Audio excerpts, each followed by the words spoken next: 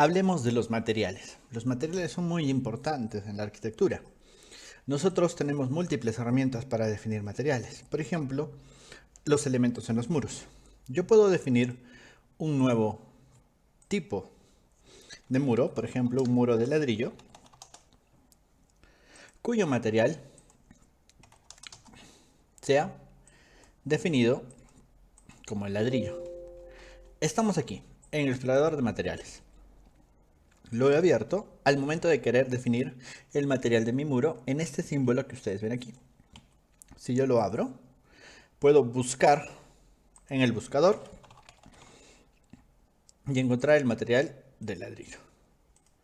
Y ahora puedo generar un muro del material que se está requiriendo. ¿Sí? En la vista llamada sombreado, yo puedo verlo de esa manera, en línea oculta lo veo de esta manera. Y los materiales tienen muchísima configuración y es muy difícil generarla, ¿sí? Por ejemplo, este material llamado muro, aquí en la pestaña de gestionar en materiales, tiene dos tipos de configuración, el tema de los gráficos y el tema de los aspectos. El aspecto es cómo se va a ver en un render, es decir, vamos a ver renders en un momento más. Y el tema de los gráficos se ve precisamente en el tema de la vista sombreada. ¿Sí? Fíjense, el color y el patrón y el corte. ¿Qué quiere decir? Ahí está, ¿no? El color, el patrón. Y si yo defino que mi vista va a tener un determinado corte, en el corte se va a ver el otro patrón. También en las vistas en planta. ¿Sí? En un patrón de línea oculta no se ve el color, pero sí se ven los patrones. ¿Sí? Y yo tengo un nuevo tipo de elementos, un nuevo tipo de vistas que es el realista. En el realista se va a ver el patrón de la textura. En los materiales de ladrillo, en la parte del aspecto, me va a dar una determinada imagen. Esa es la imagen que se va a cargar y que se ve aquí en este diferente tipo de elementos. Listo. Entonces, en este caso nosotros tenemos que hablar de los materiales, ¿sí? Los materiales tienen muchísima información. Primero, tienen la identidad, donde yo, por ejemplo, tengo un tipo de ladrillo que es del tipo albañilería. En la parte de gráficos está el color, la transparencia, el patrón en la superficie y el patrón en el corte. En el aspecto tengo el tipo de elemento y sus características físicas. Por ejemplo, en este caso no tengo muchas características más que la densidad y sus características térmicas. ¿Qué quiere decir? Que cada elemento material se puede configurar y generar de una manera muy compleja. Por ejemplo, imagínense que yo necesito un material nuevo, cuyo material va a ser una alfombra. ¿Sí? Entonces, esta alfombra tiene un nombre. ¿Sí?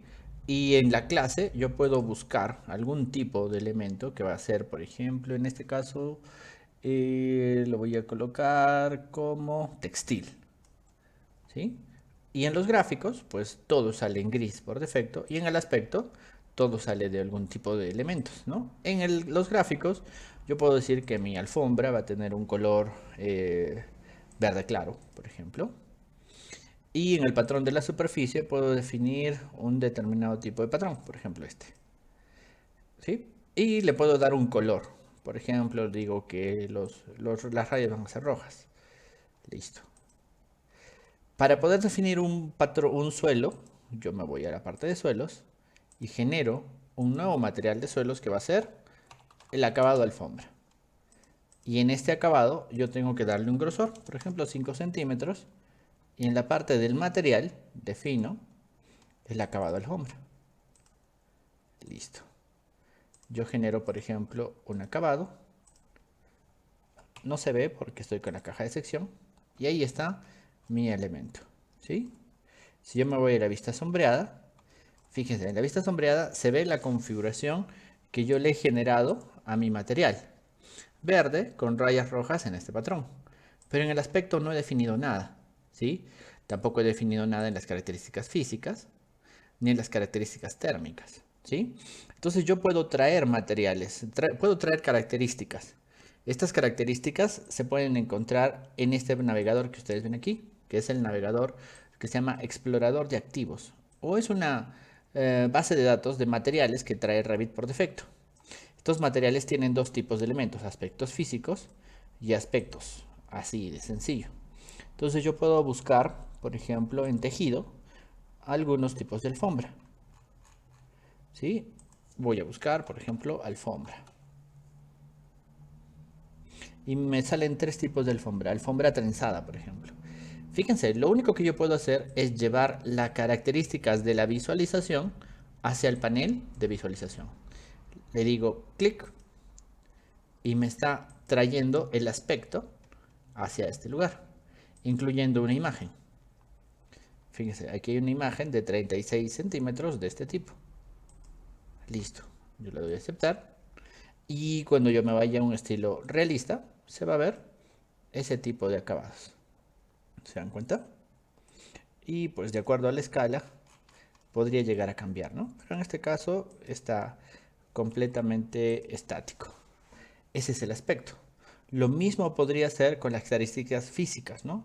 Está activos físicos y tengo diferentes tipos, por ejemplo, de tejido, donde tengo, por ejemplo, la moqueta y le digo, añade este elemento que se muestra en el editor. Fíjense, ¿no? En la característica yo lo puedo añadir, pero en este caso yo puedo traerlo también directamente desde aquí y busco la moqueta y lo añado. ¿Se dan cuenta? Y le he dado estas características físicas. Y también tengo las características térmicas que van a tener el tema del tejido, de los tejidos de cueros o bueno, cualquier tipo de aislamiento. Bueno, en aspectos físicos de repente no está, sino en physical material. Y podemos llevar estas características, ¿no? Su filtro térmico no coincide. Dice, no, no hay problema. No necesitamos todas esas características y le doy a aceptar y ya tengo mi elemento. Entonces, en el navegador de materiales tenemos múltiples elementos que podemos ir generando, ¿sí? Y ahora esto se hace muy importante porque luego yo voy a poder generar renders o lo que se llaman trazados de rayos. Vamos a ver.